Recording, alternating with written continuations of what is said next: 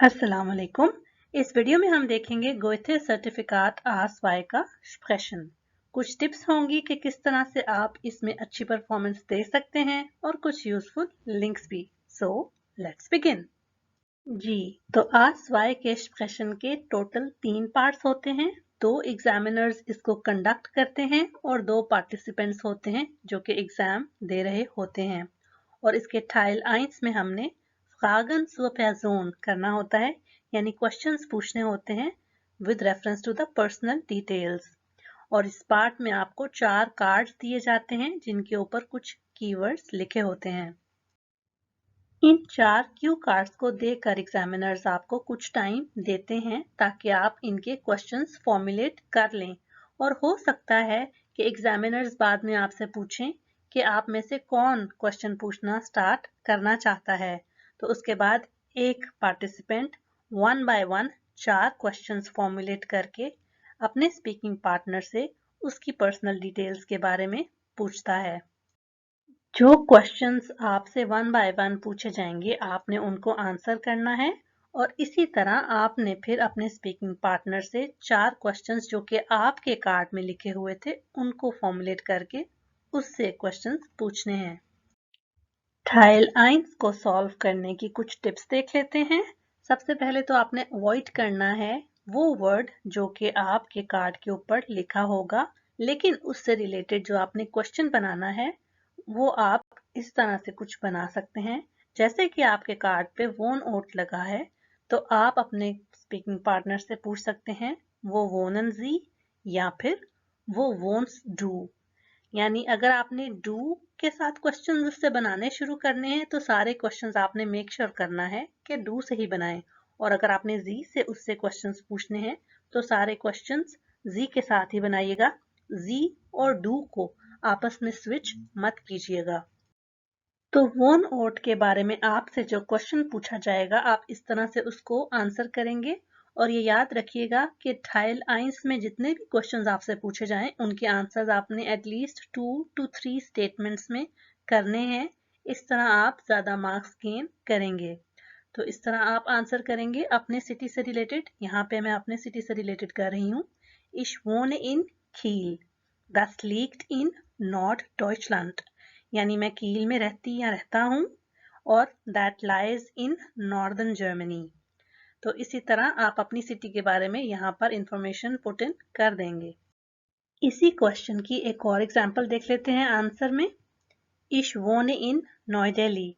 Das ist die Hauptstadt von Indien. Oder das ist eine schöne Stadt.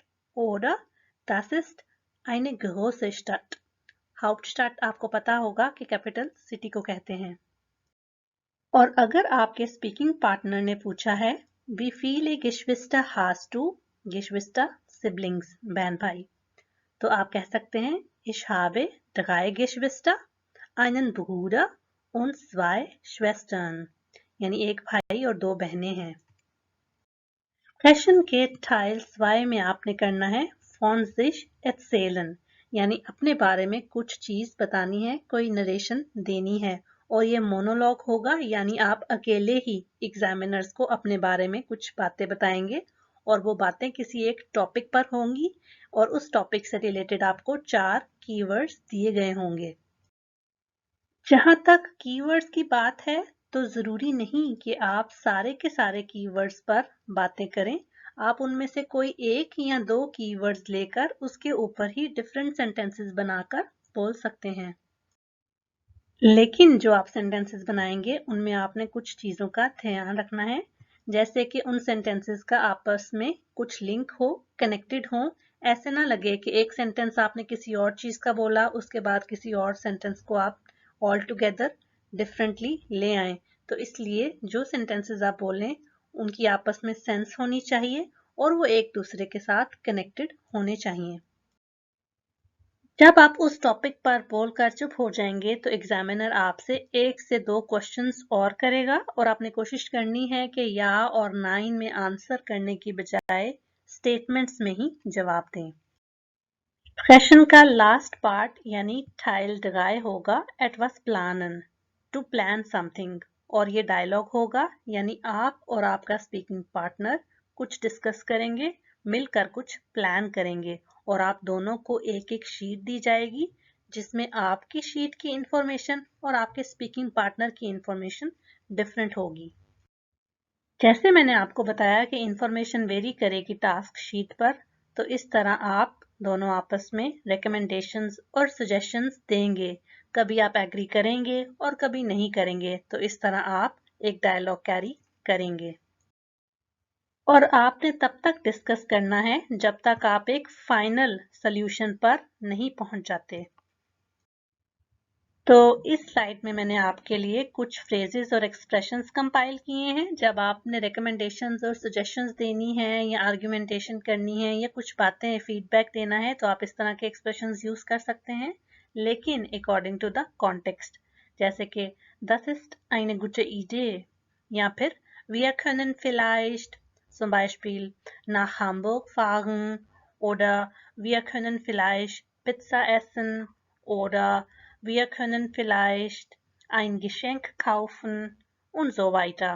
और अगर आपने disagree करना है तो आप कह सकते हैं Nein, ich habe keine Lust oder Nein, ich habe keine Zeit, यानी टाइम नहीं है या I don't feel like doing it।